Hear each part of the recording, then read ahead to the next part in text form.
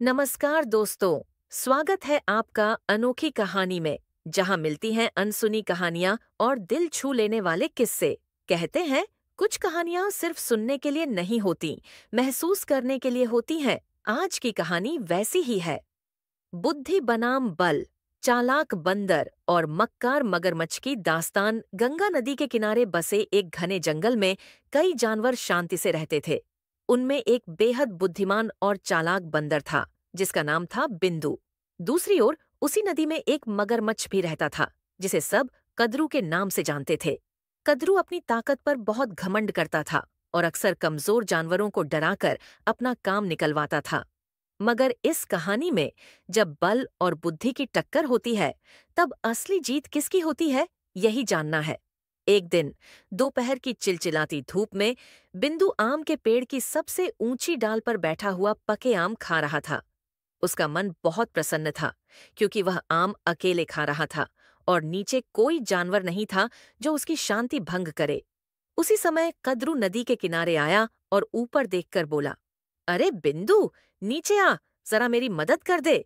बिंदु ने आम का एक टुकड़ा चबाते हुए जवाब दिया, तू मगरमच्छ है, तेरी मदद करके मैं क्या गारंटी ले सकता हूं कि तू मुझे खा नहीं जाएगा।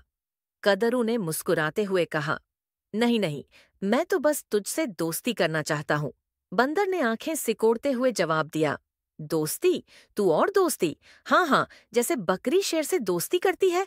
कदरू ने ठान लिया कि वह किसी भी तरह से बिंदु को फांसेगा। उसे बंदर के दिल की बात पता चली कि बिंदु को मीठे फल बहुत पसंद हैं। अगले दिन वह एक टोकरी में रंग बिरंगे फल लेकर पेड़ के नीचे आया और बोला, देखो बिंदु, ये तुम्हारे लिए लाया हूँ। गन्ना, जामुन, अनार और तुम्हारे पसंदीदा आम भी। बस एक बार नीचे आओ। बिंदु ने फल देखे, उसका मन ललचा गया, लेकिन वह सावधान भी था।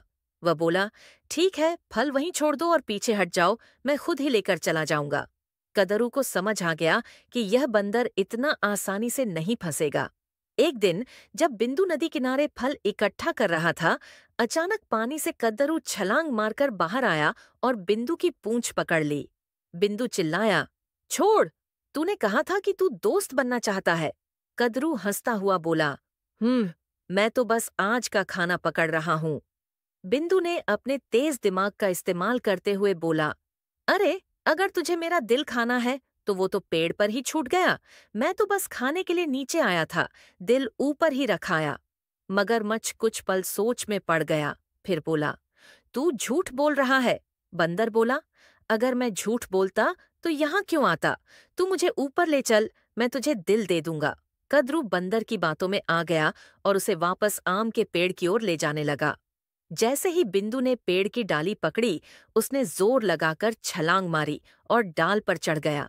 बंदर जोर जोर से हंसने लगा, हाँ हाँ हाँ, कद्रू भाई, तू बड़ा ताकतवर है, लेकिन मैं तो दिल घर पर ही छोड़ाया था। हाँ हाँ हाँ। कद्रू गुस्से से कांपने लगा। उसने शपथ ली कि वो अब चालाकी से नहीं, बल्कि पूरी योजना बनाकर बदला लेगा। कद्रू की पत्नी गिलहरी अपने पति की बेइज्जती से बहुत नाराज थी। उसने कहा, एक बंदर तुझे मात दे गया, ये तो हमारी पूरी जाति के लिए अपमान है। उसने योजना बनाई कि बिंदु को जंगल की पंचायत में बुलाया जाएगा और वहां उसे शर्मिंदा किया जाएगा।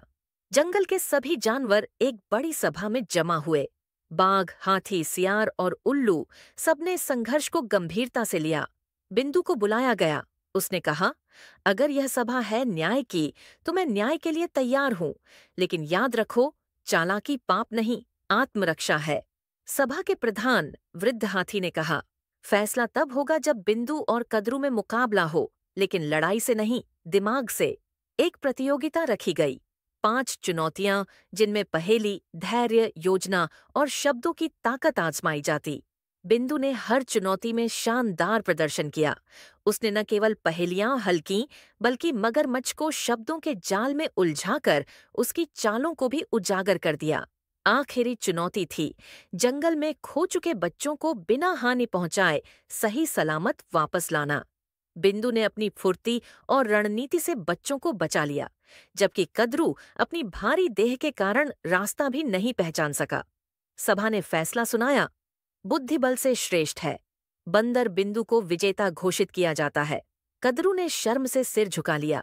वह बोला, मैंने हमेशा अपनी ताकत पर घमंड किया, पर आज समझ आया कि असली ताकत दिमाग में होती है। बिंदु ने हाथ बढ़ाया। अगर तुम सच में सीखना चाहो तो मैं दोस्ती के लिए तैयार हूं।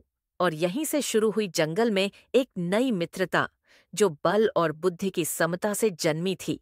यह कहानी हमें सिखाती है कि संकट चाहे जितना भी बड़ा हो, अगर हमारी सोच स्पष्ट है और इरादे मजबूत, तो हम किसी भी ताकतवर दुश्मन को मात दे सकते हैं। चालाकी का मतलब धोखा नहीं, बल का घमंड हमेशा पतन की ओर ले जाता है। सच्ची मित्रता तब बनती है जब दोनों पक्ष अपनी गलतियों से सीखते हैं।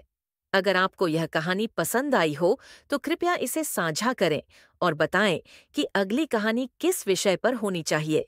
अगर आपको वीडियो पसंद आया हो तो प्लीज़ लाइक करें, शेयर करें और चैनल को सब्सक्राइब करना न भूलें। ऐसे और दिलचस्प वीडियो के लिए जुड़े रहें हमारे साथ।